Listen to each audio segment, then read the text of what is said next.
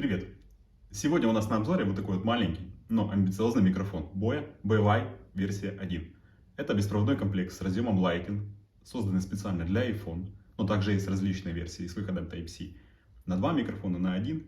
Мы протестируем его звук, удобство, узнаем плюсы и минусы, и в конце я скажу, стоит ли он своих денег. Поехали! И давайте разберем комплектацию. Коробка минималистичная, но информативная. Внутри сам микрофон и переходник подключения к телефону, краткая инструкция по подключению, шнур зарядки и чехольчик, который позволит защитить повреждений ваш микрофон. Никаких кабелей, никаких батареек, внутри встроенные аккумуляторы. Все просто подключаешь и готово. Посмотрим на внешний вид и на эргономику устройства. Первое, что рассмотрим, это микрофон. Микрофон легкий, весит всего 10 грамм. На нем есть индикатор, кнопка включения питания и кнопка шумоподавления. Клипса крепкая, но аккуратная. Есть разъем Type-C для подзарядки самого устройства. Вот такой имеет внешний вид. Теперь рассмотрим адаптер. Сам ресивер супер компактный, не мешает держать iPhone даже горизонтально, когда идет видеосъемка. Все выглядит стильно и минималистично. Ничего лишнего. Давайте я вам продемонстрирую, как происходит подключение. Берем наш телефон, вставляем ресивер в разъем. И самая главная задача теперь включить сам микрофон. Происходит это нажатием кнопки включения. Дожидаемся световой индикации.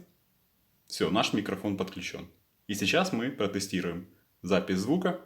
И я вам покажу разницу без него и с ним. Так как мы уже подключили наш ресивер к телефону, подключается за секунду. Просто вставляешь приемник в iPhone и готово. Он сам соединяется с микрофоном. Давайте сравним звук. Сейчас вы слышите звук с микрофона Boya. Если есть желание, ребят, переходите на канал, подписывайтесь, ставьте лайки и комментарии. И давайте сравним его со встроенным микрофоном. Вот эта запись на встроенный микрофон моего телефона. И я думаю, разница будет сразу ощутима.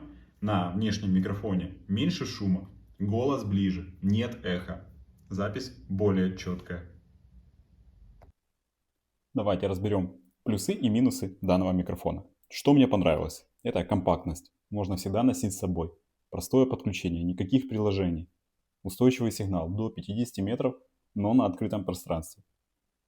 Есть поддержка шумоподавления. И, конечно же, время работы. До 10 часов от одного заряда.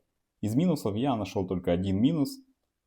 Это нет возможности подключения к камере или к ноутбуку. И давайте подведем итог, кому подойдет этот микрофон и стоит ли его покупать. Итак, стоит ли покупать Boya? Если ты блогер, снимаешь Reels, Shorts или TikTok, однозначно да. Это отличный микрофон для интервью, влогов, съемок на ходу. Он легкий, надежный и звучит достойно за свою цену. Главное понимать, что он не универсальный, только iPhone и только Lightning. Но в своей нише он хорош. Если тебе понравился обзор, ставь лайк, подпишись на канал и до встречи в следующем видео. Всем пока!